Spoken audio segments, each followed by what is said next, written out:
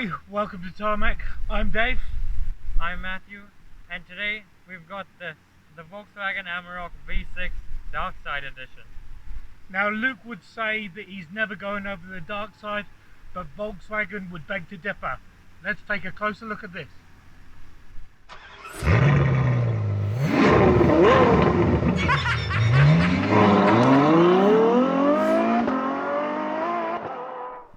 Launched on May the 4th, okay it wasn't, but as my granddad used to say, never let the truth get in the way of a decent story.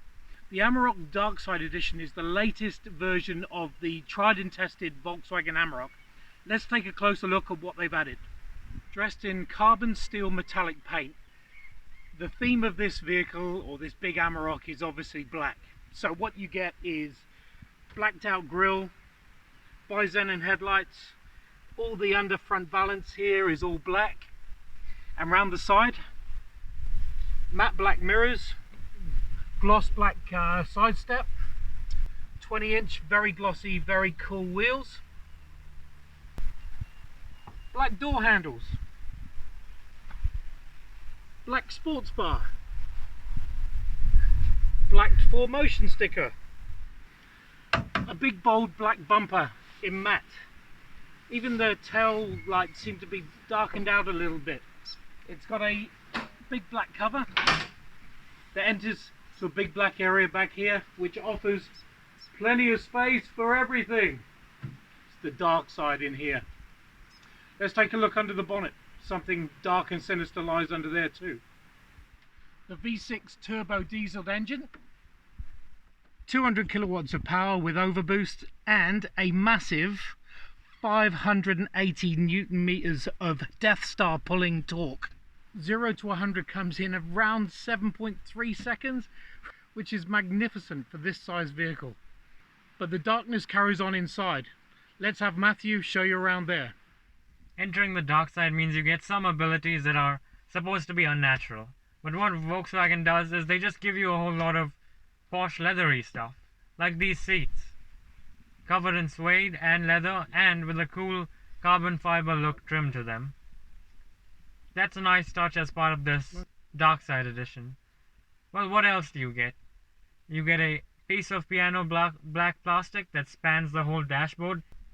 What about the rest of this interior? Well, those of you who have watched our previous reviews of the Amarok and maybe are Amarok owners will be very familiar with it. It's still got that touch of class and those solid feeling materials and that really high standard of build quality that we've come to expect from the Amarok actually. Along with that, you do get that unnatural ability, if you like, that every time you bring your hands close to the infotainment screen, the menus pop up. That's a cool touch, and that infotainment screen, of course, will be very familiar to any of you who have seen the Amarok or any new Volkswagen for that matter. This is of course a Ute, so you'd expect it to be practical, and it is. You get a good sized glove box. There's a nice space here for your phone, which is actually rubber lined so your phone doesn't slip about.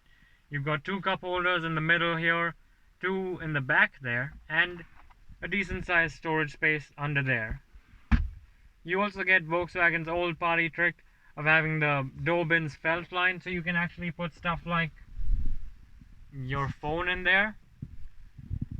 Anyway, it's a nice comfortable car. But what about this? Well, over here you get a nice leather wrapped steering wheel with classic analog dials. I really love those. And you get a little black and white graphic of an Amarok on there, including the front signature nose lines. You get cruise control on the stalks there, and automatic headlights as well, and you get a proper key. How about that? Anyway, enough with all these little bits and pieces. Let's take a look at how that V6 engine pulls. So the Volkswagen Amarok Darkside Edition, what do I think? Good ride, is it? That's basically in the words of some short little fellow, and I am some short little fellow. It really does have that little sparkle that I was hoping for while Amarok wait for their newly developed structure and flat platform and interior. So actually throwing all this equipment at it, giving it a theme, I think really works. What about you? Basically, to answer the question that's on your mind, yes, it is different enough to the normal Amarok. There are enough trimmings around here to make it, you know, not feel like a different car maybe, but it definitely looks like a different car. And to answer one of your other questions, no, Dave is not my father. I am not your father.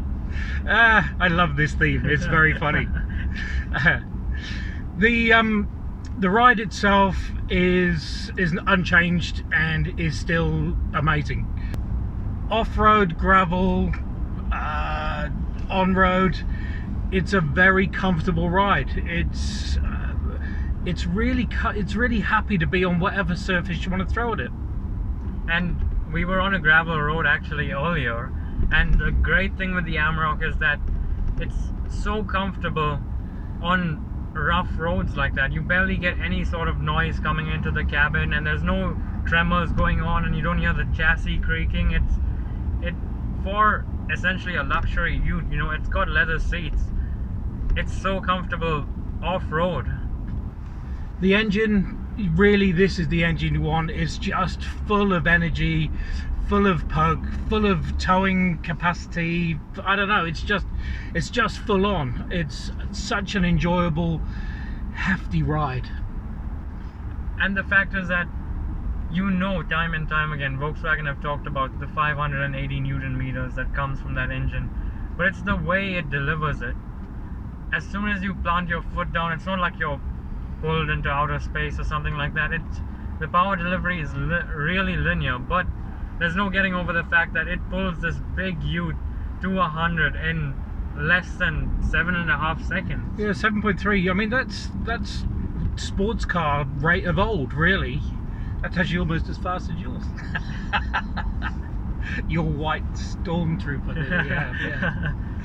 The cabin itself is starting to get a little bit tired overall, I think. Well, had I not jumped into any of the new modern cars, fair enough, you'd be happy with this, but it is time for a refresh inside here. But it's actually stood the test of time pretty well.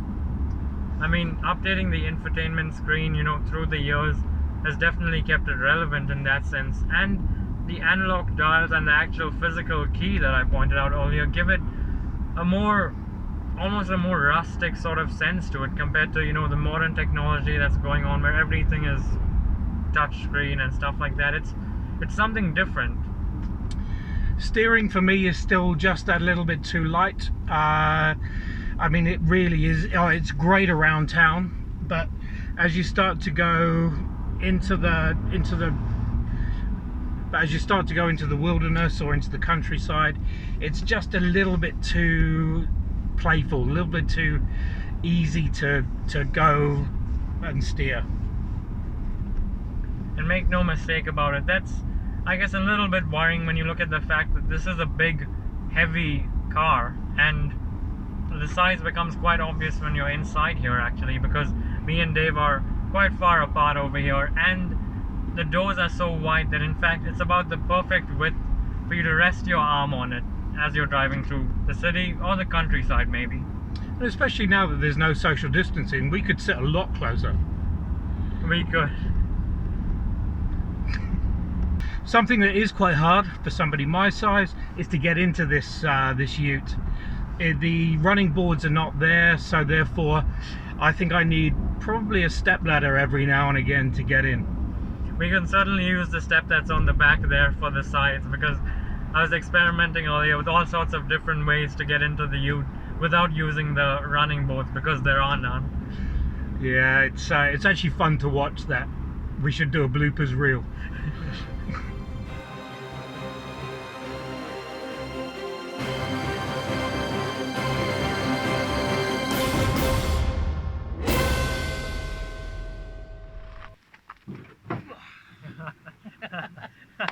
So there you have it, the Amarok V6 580 Newton meters of Darkside Edition.